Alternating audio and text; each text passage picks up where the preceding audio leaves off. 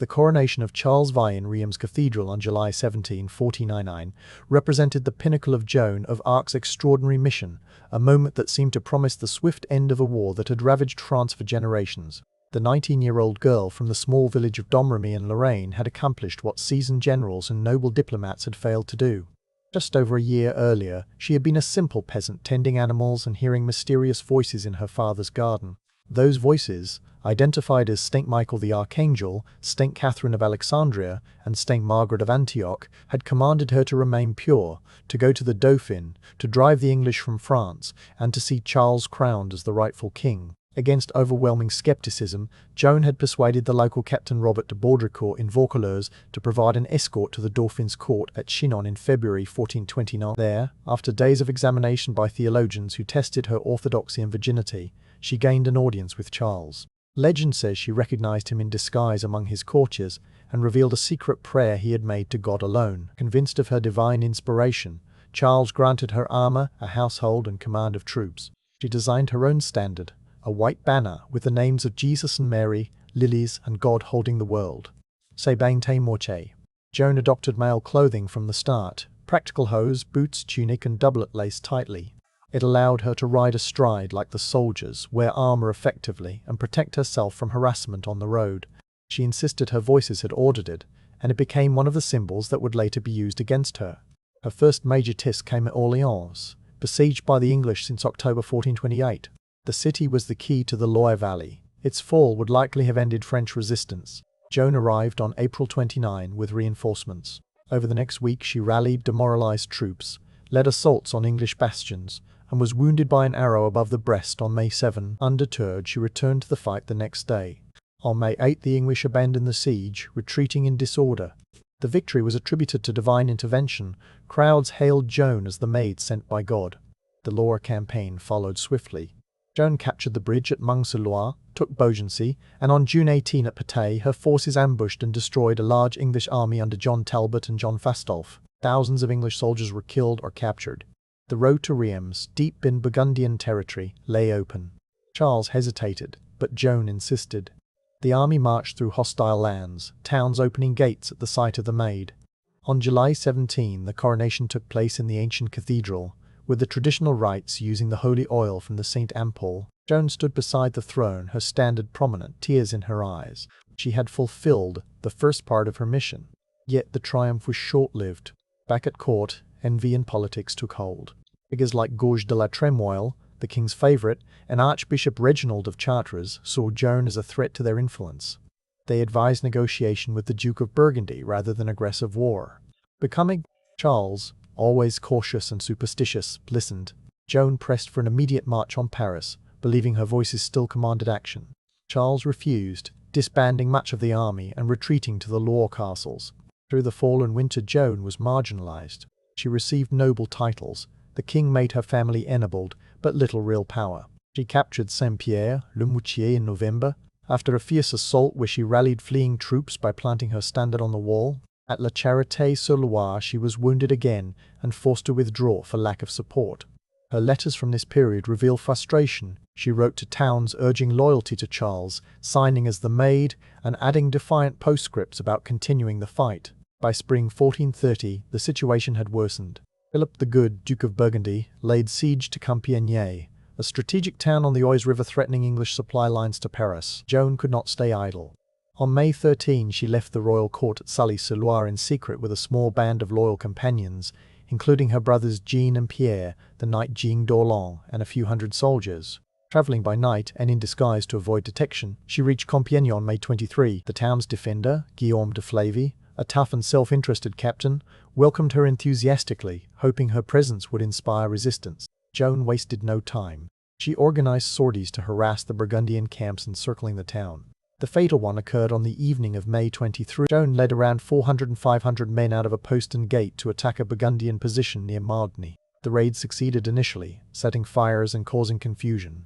But as the French withdrew, Burgundian reinforcements under John of Luxembourg arrived in force. Panic set in among the retreating troops. Guillaume de Flavy, inside the town, saw the enemy approaching the bridgehead. Fearing Compiègne would fall if the Burgundians broke in, he ordered the drawbridge raised and the gates closed while Joan and her rearguard were still outside. Trapped between the river and the advancing enemy, Joan and her small group fought desperately. She was at the rear, covering the retreat. An archer from Luxembourg's company grabbed her by the gold-embroidered cloak and pulled her from her horse. Surrounded, she defended herself with her sword until overwhelmed. Finally, she yielded, giving her word to a nobleman, but refusing to swear not to escape common soldiers. The captor was the bastard of Wandon, serving John of Luxembourg, brother of the Count of St. Pol. Joan was taken to Margny camp, then to Luxembourg's headquarters at Claireau. The news electrified Europe. In Paris, English and Burgundian bells rang in celebration. The University of Paris wrote to the Duke of Burgundy congratulating him on capturing the disciple of the fiend.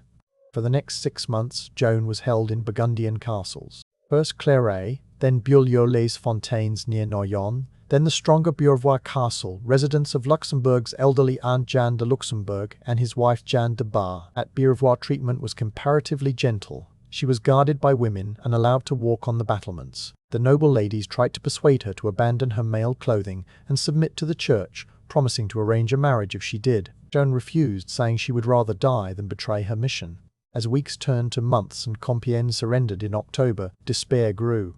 Joan feared the town would be sacked. In early November she leapt from the tower, about 70 feet, into the dry moat, hoping perhaps to escape or protest. She was badly injured but survived, remaining unconscious for days.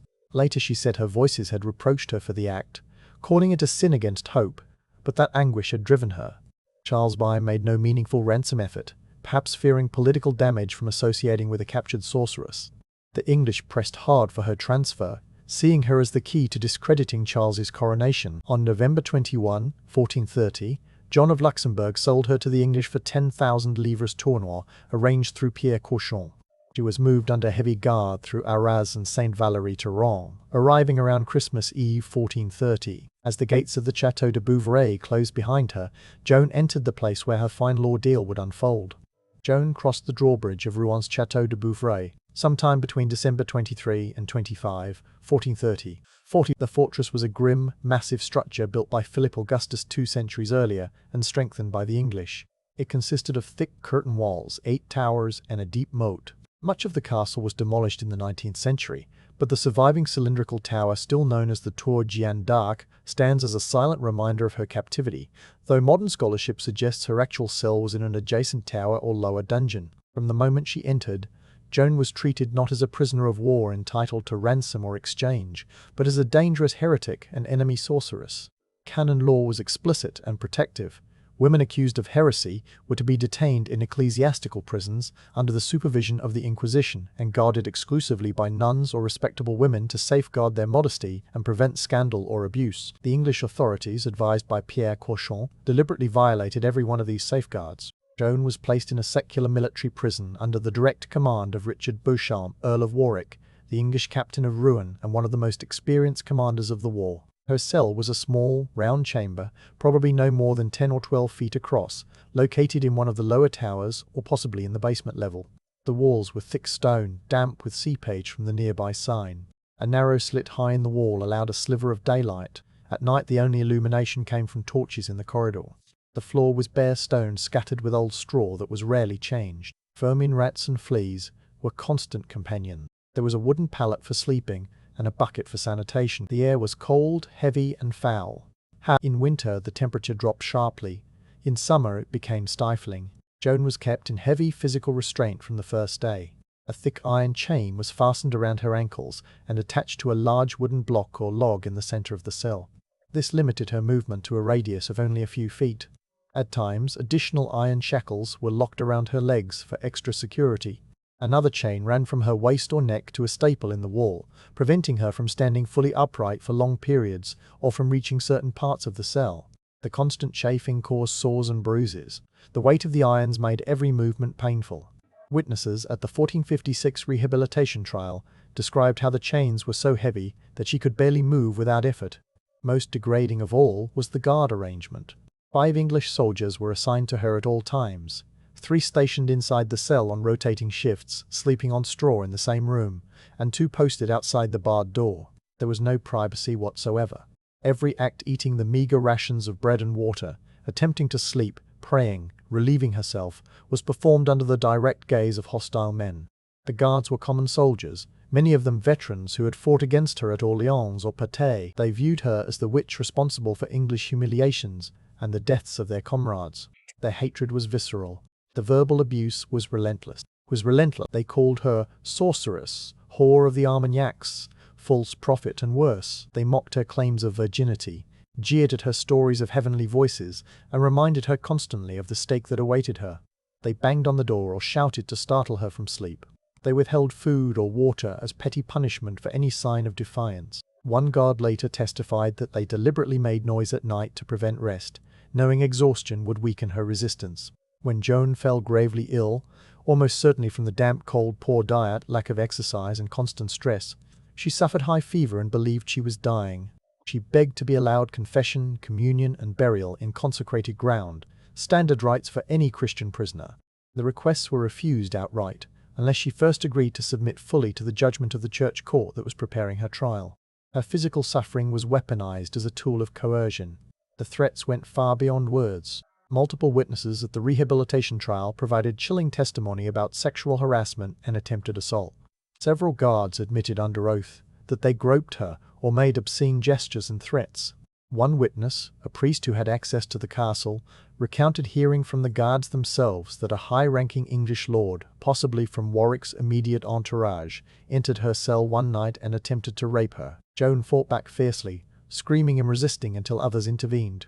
The attack was thwarted, but the terror it instilled was profound. Joan lived in continual fear for her chastity, a vow she had taken at 13 and considered sacred.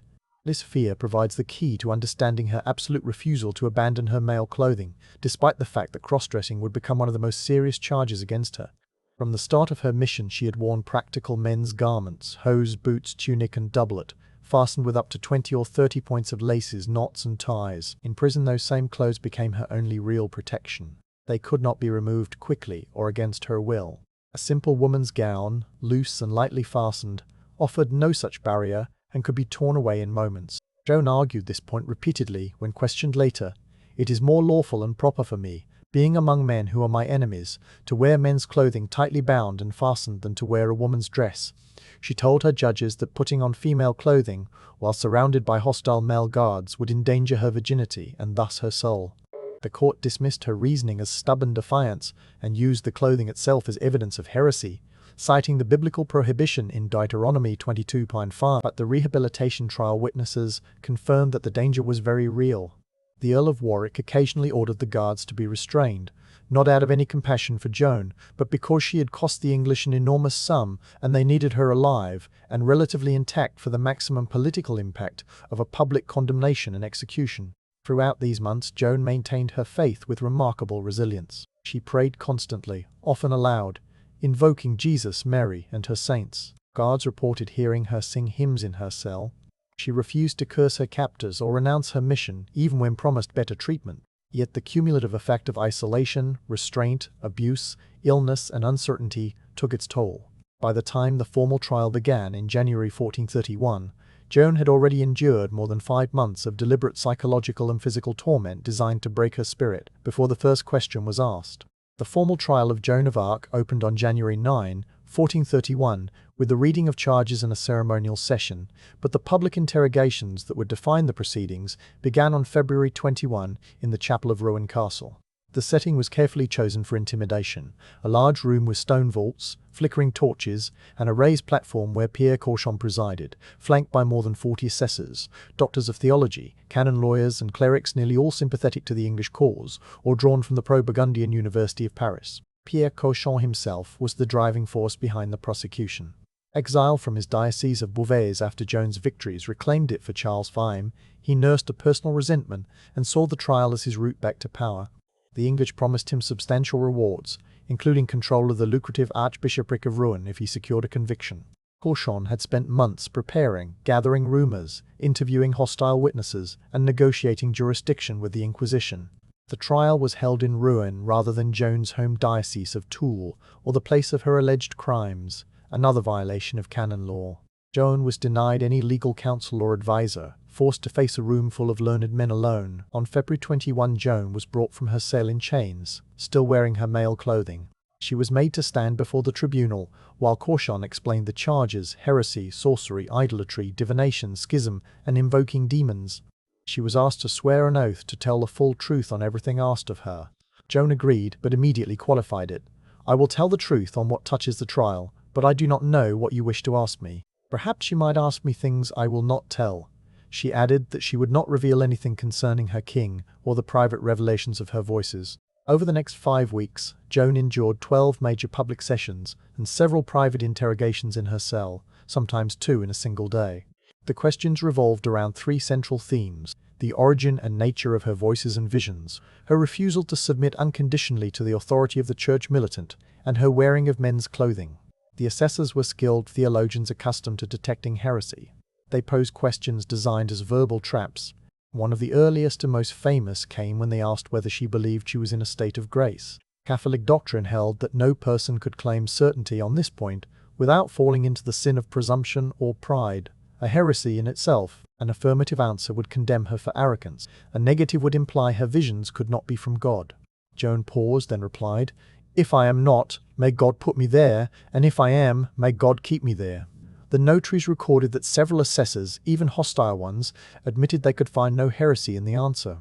It was pious, humble, and theologically sound. They pressed her repeatedly on the appearance and behavior of her saints. Joan described Saint Michael coming in great light as an armed knight, Saint Catherine and Saint Margaret crowned and beautifully dressed, often accompanied by a multitude of angels and a sweet heavenly fragrance. She said she had physically touched them, embraced them, and kissed them in reverence. When asked why she believed these were true saints and not demons in disguise, she answered that they came with the permission of God and spoke only of good things, commanding her to obey God and help the king.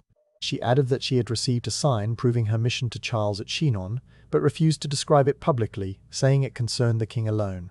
The issue of submission to the church was another battleground. Joan affirmed her belief in the church and her willingness to obey it, but she distinguished carefully between the true church guided by God and the flawed men judging her. When asked to submit her revelations to the judgment of the church militant, she replied, "I refer myself to our Lord who sent me, to Our Lady, and to all the blessed saints in paradise. It seems to me that God and the church are one, and there should be no difficulty about this."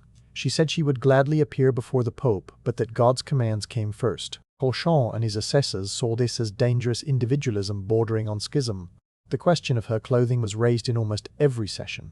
Joan explained that she had adopted male attire at the command of her voices, that it was practical for a woman living among soldiers, and crucially in prison, that it protected her from assault. She said, "What concerns this dress is a small thing, less than nothing. I did not take it by the advice of any man in the world, I took it by the command of our Lord and his angels." When pressed to change into women's clothing, she refused, saying it would be against God's will and dangerous given her circumstances. Joan's responses throughout were direct, devout, and often surprisingly astute. Illiterate and only 19, she repeatedly confounded doctors of theology with simple logic and unshakable faith. She corrected assessors when they misquoted her previous answers. She challenged their jurisdiction, asking why the trial was not held in her home diocese. She refused to sign any document without understanding it fully. Not all the assessors were comfortable with the proceedings. Some began to waver.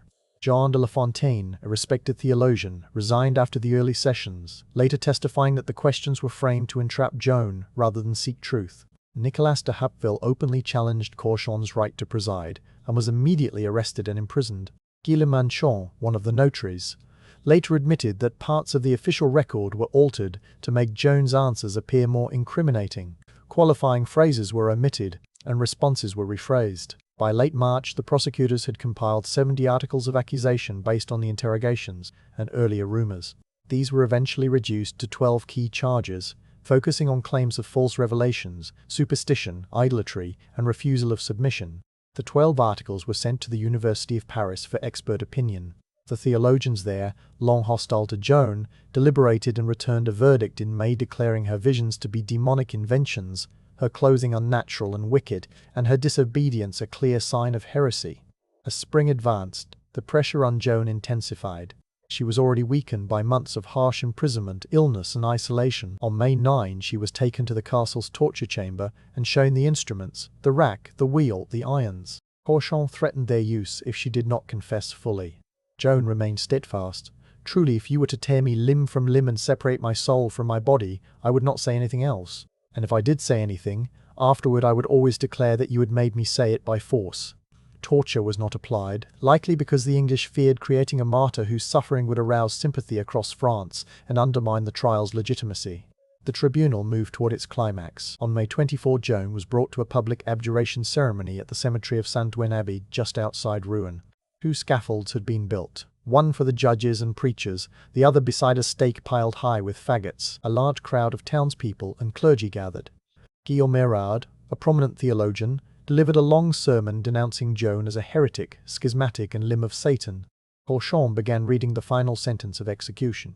Facing immediate burning, exhausted, terrified by the sight of the stake, and feeling utterly abandoned by the king she had crowned, Joan broke. She agreed to sign a document of abjuration, recanting her visions as delusions or demonic deceptions, and promising to abandon male clothing and submit to the church. Her head was shaved as a sign of penance, and her sentence was commuted to perpetual imprisonment on bread and water. The abjuration was celebrated by the English as a propaganda victory. They believed they had broken the Maid and invalidated Charles V's divine claim, but the reprieve would last only days. The abjuration signed on May 24, 1431, at Saint-Ouen was hailed by the English as a complete victory.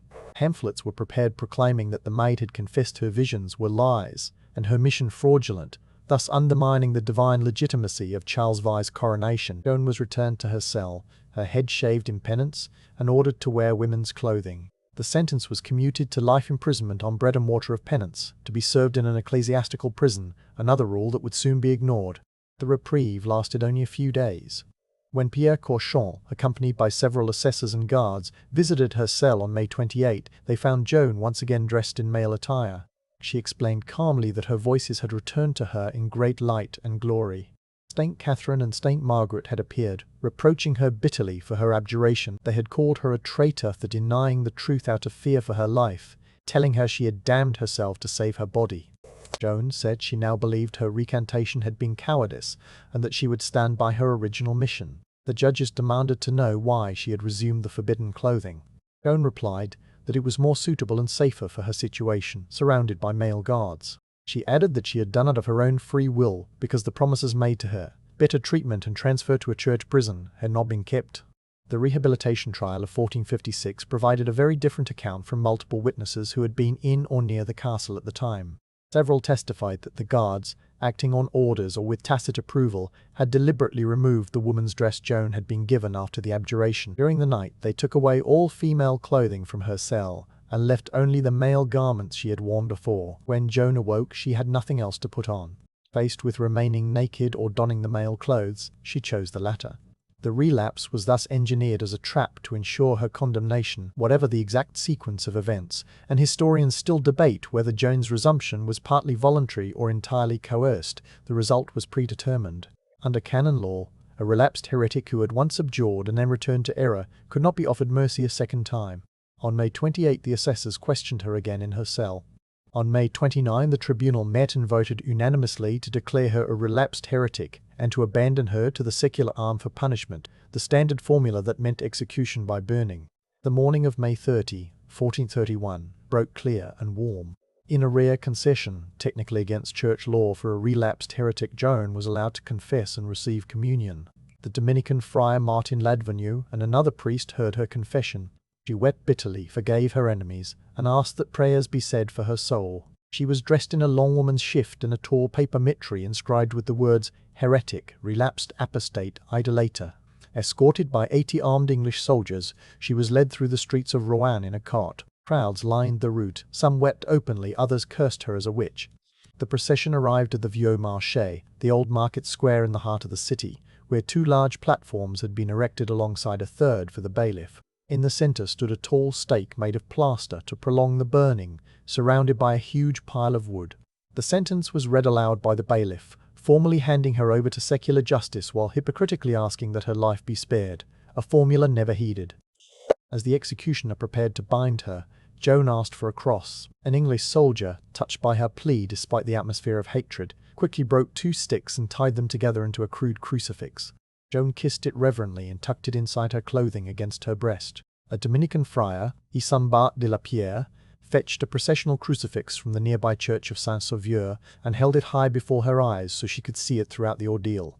Tied to the stake with chains, Joan continued to pray aloud. Witnesses later testified that she repeatedly invoked the names of Jesus, Mary, Saint Michael, Saint Catherine, and Saint Margaret. She asked that her crucifix be held higher so she could see it clearly. As the executioner lit the pious smoke and flames rose around her, her voice remained audible above the roar, crying Jesus again and again. Some witnesses counted 6 times. Even many English soldiers were moved. One reportedly exclaimed, "We are lost, we have burned a saint." When the fire died down, the executioner raked the coals to expose the body and burned it twice more to reduce it to ashes, ensuring no bones remained for relics. The ashes were collected and thrown into the Seine River, so that no fragment could be venerated by the French. The English believed they had erased both the woman and the powerful symbol she represented. They were profoundly wrong. News of her death spread rapidly across France and Europe, deepening French resolve rather than crushing it. Many who had doubted her now saw her as a martyr. The tide of the war turned decisively. English defeats mounted at Formigny in 1450 and Castillon in 1453, ending their continental ambitions. Rouen itself fell to Charles Vill's forces in November 49. Once Rouen was retaken, Charles ordered a preliminary inquiry that uncovered irregularities in the 1431 trial.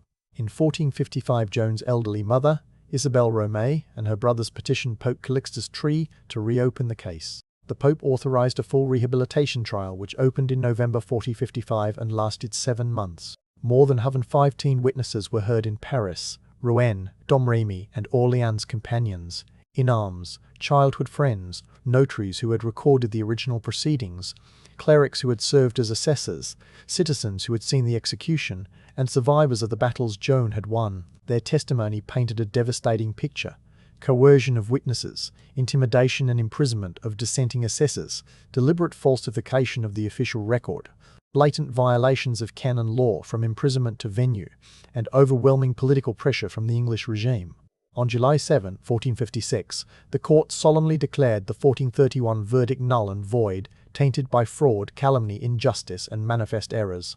Pierre Cauchon was condemned posthumously for malice and heresy in pursuit of the conviction. The rehabilitation restored Joan's honor in the eyes of the Church and France.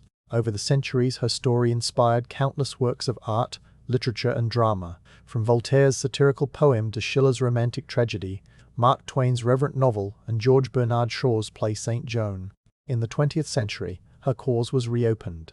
Beatified in 1909 and canonized on May 16, 1920 by Pope Benedict XVI, she became Saint Joan of Arc, patron saint of France, of soldiers, and of captives. 6 centuries later, the events in Rouen remain a stark reminder of how power can cloak political assassination in the language of religion.